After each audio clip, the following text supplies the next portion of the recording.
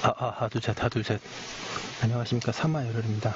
김성동 교수님 저 249페이지 양가로 5번 가감적 구성요건적 사실에 관한 착오 보겠습니다. 방가로 1번 형법 제15조 1항의 의의 및 적용 범위. 형법 제15조 1항은 고의 인정과 관련하여 특별히 중한죄가 되는 사실을 인식하지 못한 행위는 중한죄로 벌하지 아니한다고 규정하고 있다. 이 규정의 규시 및 적용 범위와 관련하여 다음과 같은 견해 대립이 있다. 동그라미 2번 제15조 제1항이 구성요건적 착오에 관한 특별규정이라고 하는 견해. 구성요건적 착오 사례는 원칙적으로 발생한 사실에 대한 인식이 없는 경우는 고의를 조각한다는 취지를 규정하고 있는 형법 제13조가 규율하고 있고, 형법 제15조 1항은 인식사실과 발생사실이 기본 구성요건과 파생 구성요건의 관계에 있는 경우를 규율하는 특별규정이라는 견해이다. 이 견해는 특히 형법 제15조 1항은 인식사실이 기본적 구성요건적 사실이지만 발생사실이 가중적 구성요건적 사실인 경우 인식이 없는 가중적 구성요건적 사실에 대한 고의를 인정하지 않는 취지를 규정한 것으로 이해한다. 동그라미 2번 제15조 1항이 구성요건적 착오에 관한 일반 규정이라는 견해. 구성요건적 착오를 규율하는 일반 규정은 형법 제13조가 아니라 형법 제15조 1항이라고 이해하는 견해이다. 이 견해는 형법 제15조 1항이 적용 대상이 기본 구성요건과 파생 구성요건의 관계에 있는 사실에 대한 착오가 있는 경우에 국한하는 것이라고 축소해석한다. 따라서 형법 제15조 1항은 인식한 사실과 발생사실이 기본 구성요건과 파생 구성요건과의 관계에 있는 경우뿐만 아니라 인식한 범죄보다 발생한 범죄에 관한 모든 경우에 대해서도 적용된다고 한다.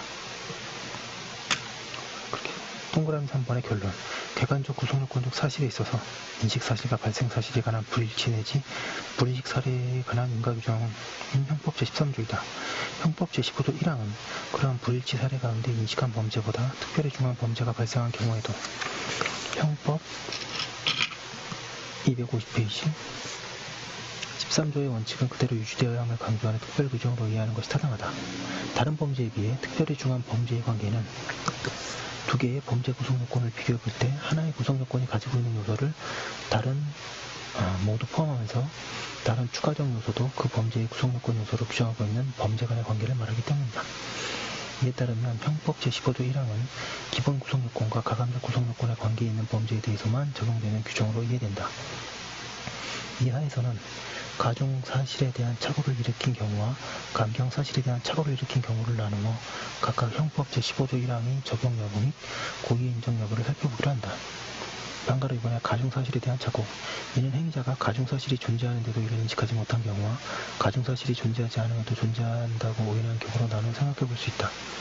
동그라미 1번에 가중사실에 대한 불인식, 경한사실을 인식했으나 중한사실이 발생한 경우, 가중사실의 존재를 인식하지 못한 경우는 형법 제15조 1항이 규율하고 있다. 이에 따라 행위자가 중한 범죄 사실을 인식하지 못한 경우에 그 중한 구성요건적 사실에 대한 고의가 조각된다. 그렇다고 해서 행위자가 무죄로 되는 것은 아니다. 기본 범죄의 구성요건적 사실에 대한 고의를 인정하여 기본 범죄의 죄책을 묻게 해야 한다. 이와 같이 가중사실에 대한 고의는 부정되지만 기본 범죄 사실에 대한 고의를 인정하는 결론은 대는 소를 포함한다는 논증의 결론이다. 이에 따르면 예컨대 칼을 외투 속에 넣어두었는데 그 사실을 모르고 절도행위를 하다가 발각된 경우 형법 제331조 2항의 특수절도의 흉기소지 사실을 인식하지 못하였으므로 행위자는 특수절도죄가 아니라 형법 제329조의 단순절도죄의 죄책을 지게 된다. 동그라미 2번 가중사실에 대한 오인. 중한사실을 인식했으나 경한 결과를 발생시킨 경우, 가중사실이 존재하지 않음에도 행위자가 이를 존재하는 것을 용인한 경우는 형법 제15조 1항의 규정이 직접 규정하고 있지 않다. 이러한 경우 기본 범죄의 고의, 기준화를 인정해야 한다는 견해. 방가로 2번 인식한 중한 사실에 대해서는 고의가 인정되지만 결과가 251페이지 발생하지 않았으므로 미수로 평가되고 발생한 경한 사실에 대해서는 고의 기소가 인정되어 양자의 상상적 경합을 인정해야 한다는 견해. 방가로 3번 구체적 부합설을 적용하여 살인죄의 경우 중한 범죄의 미수와 과실치사의 상상적 경합을 인정해야 한다는 견해가 있다. 생각컨대 대는 소를 포함한다는 논증 원칙을 적용하면 중한 범죄의 고의가 있음 있으면 기본범죄의 고의도 인정되므로 기본범죄의 고의 기술을 인정할 수 있다. 뿐만 아니라 중한 결과는 발생하지 않았지만 중한 결과에 대한 고의는 여전히 인정되기 때문에 중한 범죄의 미수도 인정되어 결국 기본범죄의 고의 기수와 중한 범죄의 미수의 상상적 경합을 인정해야 한다.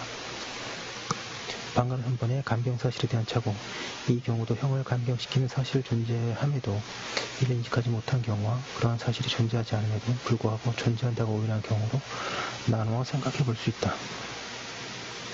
동그라미 1번에 감경 사실에 대한 불인식, 형을 감경시키는 사실이 존재함에도 행위자가 이를 인식하지 못한 경우 역시 형법 제15조 1항을 직접 적용할 수는 없다. 따라서 이와 관련하여 방금 1번에 기본범죄의 고의는 인정되지만 그 결과는 발생하지 않았으므로 그에 대한 미수가 성립하고 감경적 구성요건에 대한 고의 기수도 인정하여 양자는 상상적 경합으로 다뤄야 한다는 견해. 그리고 방가로 로마 제2번 행위자가 인식한 내용에 따라 감경적 구성요건을 적용하지 않고 기본적 구성요건으로 처벌하자는 견해 등이 있다. 생각건대 기본 구성요건적 사실은 감경 구성요건적 사실에 비해 중한 범죄 사실이고 중한 범죄 사실에 대한 고의를 가지고 경한 범죄 사실을 발생시킨 경우와 동일하다. 따라서 이 경우에도 대능소를 포함한다는 논중 원칙에 따라 감경법죄의 고의 기수를 250페이지 인정하고 결과가 발생하지 않은 기본 범죄의 미수를 인정하는 양자의 상상적 강압을 인정하는 것이 타당하다. 동그라미 2번에 감경 사실에 대한 오인. 형을 감경시키는 사실이 존재하지 않음에도 불구하고 행위자가 이를 존재하는 것으로 오인한 경우에도 형법 제15조 1항이 직접 적용 대상이 아니다. 그러나 이 경우에도 형법 제15조 1항을 적용하여 상대적으로 중하지 않은 감경적 구성요건적 사실에 대한 고의만을 인정하지 않은 것이 통설이다. 존재하지 않는 감경적 사실을 존재하는 것으로 오인하였다면 이에 비해 상대적으로 중한 기본 구성요건적 사실에 대한 인식이 없는데도 실제로는 더 중한 기본 구성요건적 결과가 발생한 경우로서 형법 제15조 1항의 규율 사례와 동일한 경우라고 할 수 있기 때문이다. 따라서 피의자의 승낙이 있는 것을 오인하고 피해자를 살해한 자는 객관적으로 보면 보통 살인으로 나아가는 것이지만 행위자에게는 승낙 살인죄의 고의만을 인정해야 한다고 하고 있습니다. 여기까지 한 거 올려두고 또 역시 그 다음 것을 하도록 하겠습니다.